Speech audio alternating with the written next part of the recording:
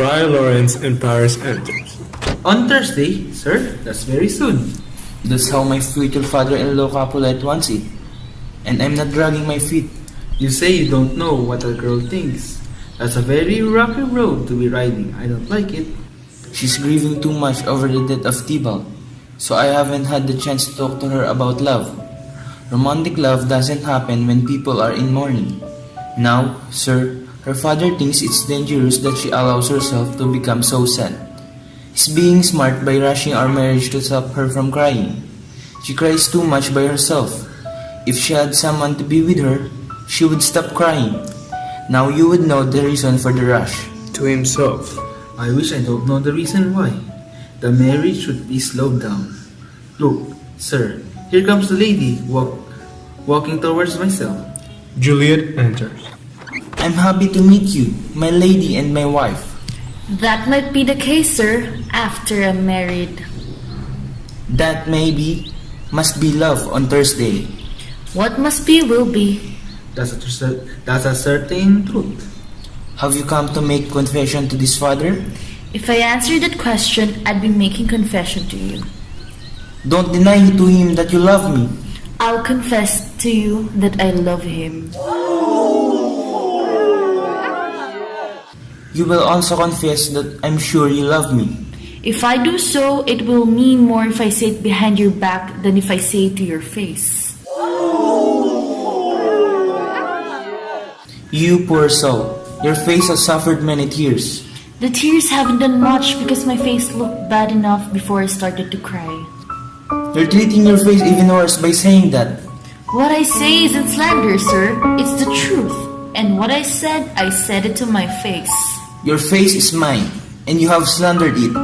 That may be the case, because my face doesn't belong to me. Do you have time for me now, Father? Or should I come to you at the evening mass? I have time for you now, my sad daughter. To Paris. My lord, we must ask you to leave us alone. God forbid that I should prevent sacred devotion. Juliet, I will wake up early on Thursday. Until then, goodbye, and keep this holy kiss. Paris exit. Oh, shut the door, and after you shut it, come over here and weep with me. This mess is beyond hope, beyond cure, beyond help. Oh, Juliet, I already know about your sad situation. It's a problem, too hard me to solve. I hear that you must marry this count on Thursday, and that nothing can delay it. Don't tell me that you've heard about this marriage, Friar, unless you can tell me how to prevent it. If you who are so wise can't help, please be kind enough to call my solution wise. And I'll solve the problem now with this knife. God joined my heart to Romeo's. You joined our hands. And before I, who was married to Romeo by you, am married to another man, I'll kill myself. You are wise and you have so much experience. Give me some advice about the current situation. Or watch. Caught between these two difficulties, I'll act like a judge with my bloody knife. I will truly and honorably resolve the situation that you can't fix, despite your experience and education. Don't wait long to speak. I want to die if you what say isn't another solution. Hold on, daughter. I see some hope, but we must act boldly because the situation is so desperate. If you've made up your mind to kill yourself instead of marrying Count Paris, then I'll probably be willing to try something like death to solve this shameful problem. You can wrestle with death to escape from shame. And if you dare to do it, I give you the solution.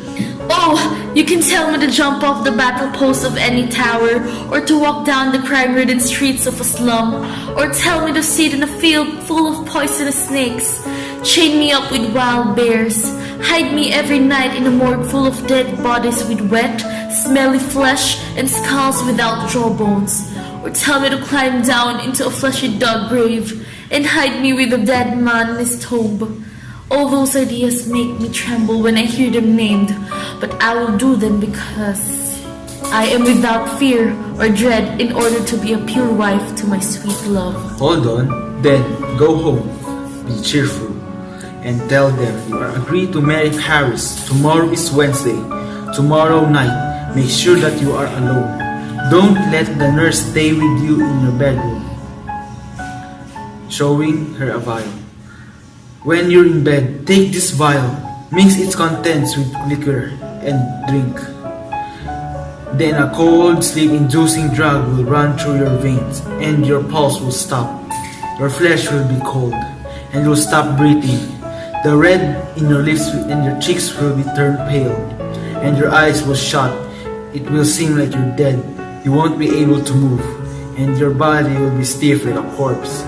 You will remain in this dead-like state for 42 hours, and then you'll wake up as if you're in a pleasant sleep. Now, when the bridegroom comes to get you out of bed on Thursday morning, you'll seem dead. Then, as tradition demands, you'll dress up in a best clothes, put in an open coffin, and carry to the couplet famously tomb.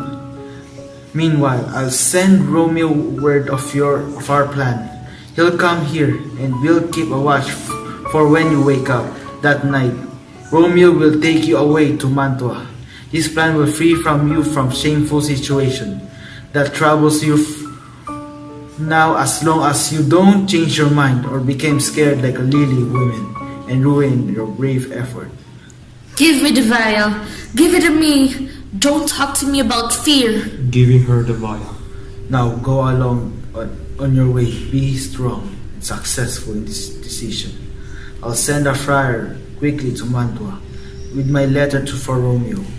Love will give me strength, and strength will help me accomplish this plan. Goodbye, dear father. They exit separately. Capulet enters with Lady Capulet, the nurse, and the 2 or 3 serving men, giving the first serving man a piece of paper. Invite all the guests on this list. The first serving man exits. 2 second serving man. Boy, go hire 20 skilled cooks. You won't get any bad cooks from me. I'll test them by making them lick their fingers. How can you test them like that? Easy, sir. It's a bad cook who can't lick their own fingers. So the cook who can't lick their fingers aren't hired. Go. Get out of here. The second serving man exits. We're unprepared for this wedding celebration. To the nurse. What? Has my daughter gone to see Friar Lawrence? Yes, that's true. Well, there's a chance he may do her some good. She's a stubborn little brat. Juliet enters. Look, she's come home from confession with a happy look on her face. So, my headstrong daughter, where have you been? I went somewhere where I learned that being disobedient to my father is a sin. Holy Father Lawrence instructed me to fall on my knees and beg for your forgiveness. She kneels down. Forgive me, I beg you. From now on, I'll do whatever you say. Send for the Count. Go tell him about this. I'll make this wedding happen tomorrow morning. I met the young man at Lawrence cell. I treated him with the proper love as well as I could, while still being modest. Well, I'm glad about this. This is good. Stand up. Juliet stands up.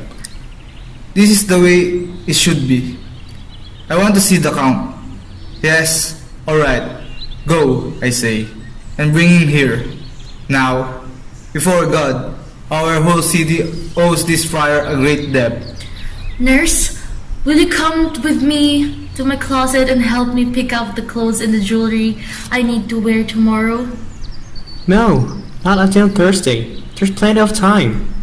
Go, nurse. Go with her. We'll have the wedding at the church tomorrow. Juliet and the nurse exit. Our supplies will be short for the party. It's already almost night. Don't worry. I will set things in motion, and everything will be alright. I promise you, wife. You should go to Juliet and dress her up. I'm not going to bed tonight. Leave me alone. I'll pretend to be the housewife for once. Lady Capulet exits. Hey! What? They're all gone? Well, I will walk by myself to Count Paris to get him ready for tomorrow. My heart is wonderfully happy because this troubled girl has been taken back and now will be married. Capulet exits. Juliet and the nurse enter. Yes, those are the best clothes. But, gentle nurse, please leave me alone tonight.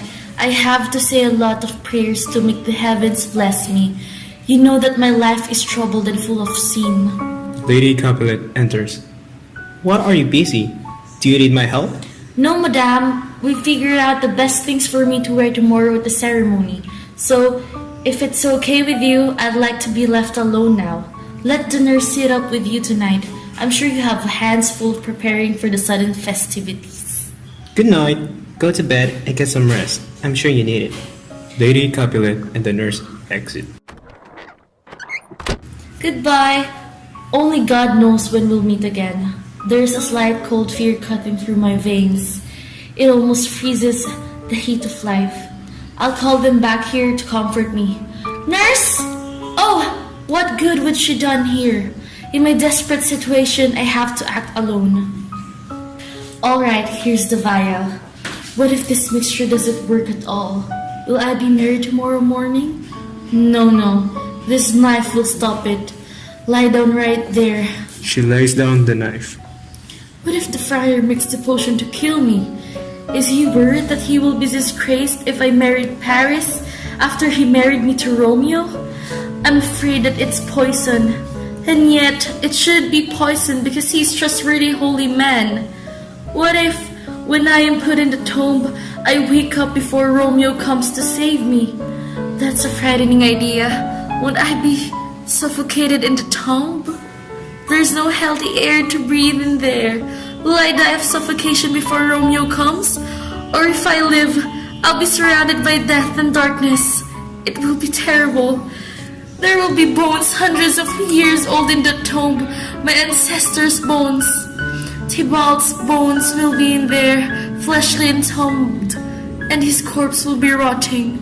They say that during the night, the spirits are in tombs. Oh no, I'll wake up and smell awful odors. I'll hear screams that would drive people crazy. If I wake up too early, won't I go insane with all these horrible, frightening things around me? Start playing with my ancestor bones and pull Tybalt's corpse out of his death shroud? Will I grab one of my dead ancestor bones and bash in my own skull? Oh look, I think I see my cousin Tybalt's ghost. He's looking for Romeo because Romeo killed him with his sword. Wait, Tybalt, wait! Romeo! Here's a drink. I drink to you. She drinks from the vial and falls on her bed, hidden by her bed curtain. Lady Capulet and the nurse enter. Wait, take these keys and get more spices, nurse. They're calling for dates and quinces in the pastry kitchen. Capulet enters. Come on! Wake up! The second cock crowed. The curfew bell rang. It's 3 o'clock. Go get the baked meats. Good Angelica. Don't worry about the cost. Go, you old housewife, go. Go to bed, dear. You'll be sick tomorrow because you've stayed up all night. No, not at all. What? I've stayed up all night many times before for less important matters. And I've never gotten sick. Yes, you've been a ladies' man in your time, but I'll make sure you don't stay up any later now. Lady Capulet and the nurse exit. A jealous woman!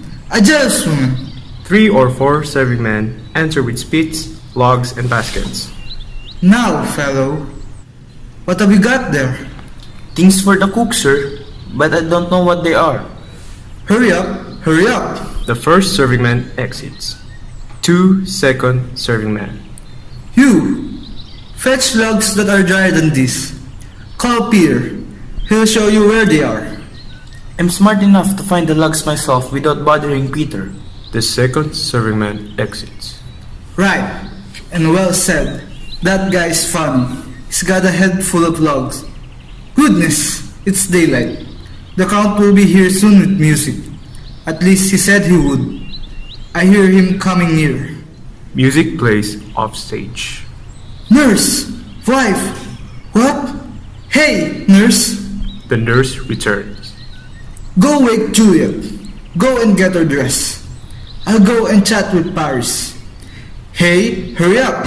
Hurry up! The bridegroom is already here. Hurry up, I say. They exit. The nurse enters. Mistress, hey mistress! Juliet! I bet she's fast asleep. Hey lamb, hey lady! Hey you lazy bones! Hey love! I say, madame, sweetheart! Hey bride! What, you don't say a word? You take your beauty sleep now? Get yourself a week's worth of sleep. Tomorrow night, I bet Count Paris won't let you get much rest. God, forgive me. All right and amen. How sound asleep she is. I must wake her up. Madame, madame, madame. Yes, let the Count take you in your bed. He'll wake you up, I bet, won't he? She opens the bed curtains. What? You're still dressed in your clothes? But you're still asleep. I must wake you up. Lady! Lady! Lady! Oh no! Oh no! Help! Help! My lady's dead! Oh, curse the day that I was born! Oh, get me some brandy! My lord! My lady! Lady Capulet enters. What's all the noise in here? Oh, sad day! What is the matter? Look! Look! Oh, what a sad day! Oh my! My child! My reason for leaving! Wake up! Look up! Or I'll die with you! Help! Help! Call for help! Capulet enters. For shame! Bring Juliet out here. Her bridegroom is here. She's dead! Deceased! She's dead! Curse the day! Curse the day! She's dead! She's dead! She's dead! No! Let me see her. Oh no! She's cold. Her blood has stopped. And her joints are stiff. She's been dead for some time. She's dead, like a beautiful flower, killed by an unseasonable frost. Oh, sad day! Oh, this is a painful time. Death, you just taken her away to make me cry. Now ties up my tongue and would let me speak. Friar Lawrence and Paris enter with musicians. Come, is the bride ready to go to church? She's ready to go, but she'll never return. Oh, son! On the night before your wedding day, death has taken your wife. There she lies. She was a flower, but death deflowered her. That is my son-in-law. That is my heir. My daughter married that. I will die and leave that everything. Life, well, everything belongs to that. Have I waited so long to see this morning, only to Have I waited so long to see this morning, only to see this? Accursed, unhappy, wretch, hateful day. This is the most miserable hour of all time. I had only one child, one poor child, one poor and loving child. The one thing I had to rejoice and comfort myself. And cruel, that has stolen it from me. Oh, pain! Oh, painful, painful, painful day! The saddest day, most painful day that I ever did behold. Oh day, oh day, oh day, oh hateful day! There has never been so black a day as today. Oh painful day, oh painful day! She was tricked, divorced, wronged, spited, killed. Death, the most despicable thing, tricked her. Cruel, cruel death killed her. Oh love, oh life, there is no life, but my love is dead. Despised, distressed, hated, martyred, killed. Why did this have to happen now? Why did that have to ruin our wedding? Oh child, my soul and not my child. You are dead. Oh no, my child is dead. My child will be buried, and so will my joys. Be quiet, for shame. The cure for confusion is not yelling and screaming. You had this child with the help of heaven, now heaven has her. She is in better place. You could not prevent her from dying someday, but heaven will give her eternal life. The most you hope was for her to marry wealthy and rise up the social ladder. That was her idea of heaven. And now you cry, even though she is been risen up above the clouds, as high as heaven itself. Oh, in this love, you have loved your child so badly that you go mad, even though she is in heaven. It is best to marry well and die young, better than to be married for a long time. Dry up your tears and put your rosemary on this beautiful corpse. And in accordance with custom, carry her to the church in her best clothes. It's natural for us to shed tears for her, but the truth is we should be happy for her. All the things that we prepared for the wedding party will now be used for the funeral. Our happy music will now be sad. Our wedding banquet will become a sad burial feast. Our celebratory hymns will change to sad funeral marches. Our bridal flowers will cover a buried corpse, and everything will be used for the opposite purpose from what we intended. Sir, you go in, and Madam, go with him. And you go too, Sir Paris. Everyone prepare to take this beautiful corpse to her grave. The heavens hang threateningly over you for some past sin. Do not disturb the heavens anymore by trying to go against heaven's will. Capulet, Lady Capulet, Paris, and Friar Lawrence exit. Well, we can put our pipes and go home. Honest good boys. Put him away, put him away. As you know, this is a sad case. The nurse exit. Yes, well, things could get better. Peter enters. Musicians, oh musicians, play Heart Is. Heart's Ease. Oh, I'll die if you don't play Heart's Ease. Why Heart's Ease? Oh musicians, because my heart is singing, my heart is full of woe. Oh, play me some happy, sad song to comfort me. No, not a sad song. It's not the right time to play. You won't then? No. Then I'll really give it to you. What will you give us? No money, I swear. But I'll play a trick on you. I'll call you a minstrel. Yeah. Then I'll call you a serving creature. Then I'll smack you on the head with a serving creature's knife. I won't mess around. I'll make you sing. Do you hear me? If you make us sing, you'll hear us. Please put down your knife and stop kidding around. So you don't like my kidding around? I'll kid you to the death, and I'll put my knife. Answer me like men. When sadness wounds your heart, and pain takes over your mind, then music with your silver sound. Why the line silver sound? What did they mean? Music with your silver sound. What did they say, Simon Catling? Well, sir, because silver has a sweet sound. Oh, that's a stupid answer. What do you say, Huge Rebek? I say silver sound because musicians play to earn silver. Another stupid answer. What do you say, James Soundpost? Well, I don't know what to say. Oh, I beg your pardon. You're the singer. I'll answer for you. It is music with our silver sound, because musicians have no gold to use to make sounds. Then music with our silver sound makes you feel just fine. Peter, exit. What an annoying man this guy is. Forget about him, Jack. Come, we'll go in there. We'll wait for the mourners and stay for dinner.